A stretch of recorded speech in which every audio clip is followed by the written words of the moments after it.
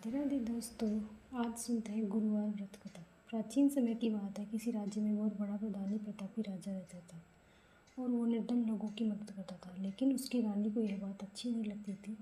वह न तो दान देती थी, न ही व्रत करती थी। राजा को भी मना करती थी। एक बार राजा वन में चले गए, तब रानी उसकी दासी महल में अकेली थी। तभी बृहस्पति देव साधु का रूप धारण कर राजा के दरवाजे पर भिक्षा मांगने आए। फिर रानी से भिक्षा मांगी तो रानी ने कहा, साधु महाराज, मैं इस दान पुण्य से तंग आ गई हूँ। आप कोई ऐसा उपाय बताएं जो मैं आराम से रह सकूं। साधु ने कहा, हे देवी, तुम तो बहुत विचित्र हो। धन से तो सभी सुखी हैं। अगर धन अधिक है तो कुंवारी लड़कियों का ब्याह करवाओ, निर्धन को दान दो, बाग बगीचे का निर्माण करवाओ। तुम्हारे दोनों लोग सुधर जाएंगे। रानी बोली, मुझे तो ऐसे धन की आवश्यकता ही नहीं है जो मैं दान में दे सकूं। फिर साधु ने कहा, अगर ऐसी ही इच्छा है तो मैं जैसे कहता हूँ तुम वैसे ही करो। गुरुवार के दिन अपने घर को गोबर से लीपना, अपने बालों को धोना। राजा से कहना वो गुरुवार को हजामत बनवाए। भोजन में मांस मदिरा बनाए। कपड़े धोबी के यहाँ धुलने देना।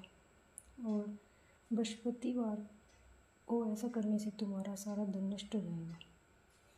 रानी को कहे 3 बृहस्पतिवार ही बीते थे कि राजा की सारी धन संपदा नष्ट हो गई और भोजन की भी कमी हो गई। राजा ने रानी को कहा कि हे रानी, तुम यहीं रहो, मैं दूसरे देश को जाकर आता हूँ। राजा परदेश चला गया और वहाँ जंगल में लकड़ी काट के लाता और शहर में बेच आता। इधर राजा के प्रदेश जाते ही रानी दुखी रहने लगी और रानी ने दासी से कहा, दासी, पास ही के नगर में मेरी बहन रहती है, वह बहुत धनवान है। तू वहाँ जा, जिससे थोड़े दिन गुजर बसर हो। और ऐसा कह दासी उसकी बहन के पास गई। उस दिन गुरुवार का दिन था। दासी ने रानी को कहा, लेकिन उसने कोई उत्तर ही नहीं दिया। फिर दासी ने सारी बात रानी को बताई। रानी को बहुत क्रोध आया और उसने अपने भाग्य को बहुत कोसा। और उधर रानी की बहन ने सोचा, मेरी बहन की दासी आई थी पर मैंने कुछ नहीं बोला, वह बहुत दुखी हुई होगी। उसने पूरी कथा सुनी, फिर प्रसाद लिया, फिर बहन के घर गई। फिर कहा, बहन, मैं बृहस्पतिवार की कथा सुन रही थी। बहन, जब तक कथा होती है तब तक न बोलते हैं न उठते हैं, इसलिए मैं कुछ नहीं बोल पाई। अब तुम बताओ, दासी क्यों आई थी? बहन ने, मैं तुमसे क्या बताऊं, क्या छुपाऊं?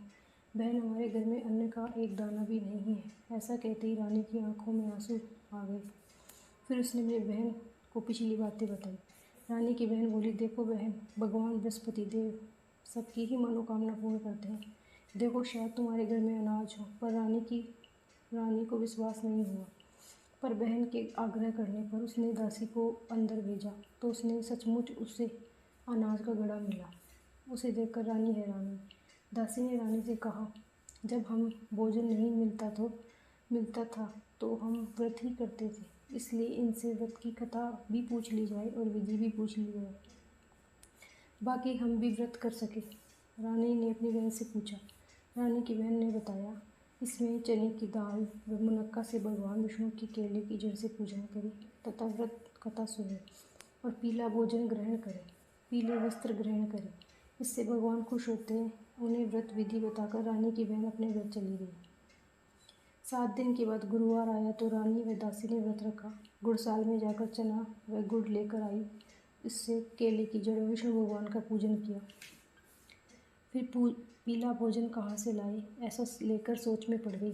लेकिन उन्होंने व्रत रखा था तो बृहस्पति देव उनसे प्रसन्न हुए और वो एक साधारण व्यक्ति का रूप धारण कर आए तथा 2 थालों में सुंदर पीला भोजन लेकर आए और दासी को देकर चले गए। फिर रानी और दासी ने मिलकर पीला भोजन ग्रहण किया। उसके बाद वे सभी गुरुवार का व्रत और पूजन करने लगे। बृहस्पति की कृपा से उनके पास पहले जैसा धन दौलत सब हो गया, परंतु रानी फिर से पहले के जैसे आलस करने लगी। फिर दासी ने कहा, देखो रानी, तुम पहले की भी इसी प्रकार आलस करती थी, इस कारण धन नष्ट हो गया था और अब बृहस्पति की कृपा से हमें फिर से धन मिला है, तो ऐसा क्यों करती हो? तो हमें दान पुण्य करना चाहिए, धन को शुभ कार्यों में खर्च करना चाहिए, जिससे कुल का यश बढ़ेगा, स्वर्ग की प्राप्ति होगी। दासी की बात मानकर रानी अपना धन शुभ कार्यों में दान करने लगी, जिससे पूरे नगर में उसका यश फैल गया। दोस्तों, ये थी बृहस्पतिवार की कथा। कथा के बाद आरती करनी चाहिए, प्रसाद वितरण करना चाहिए। अगर ये व्रत कथा आपको अच्छी लगी हो तो लाइक, सब्सक्राइब, कमेंट में जय माता दी ज़रूर लिखिए।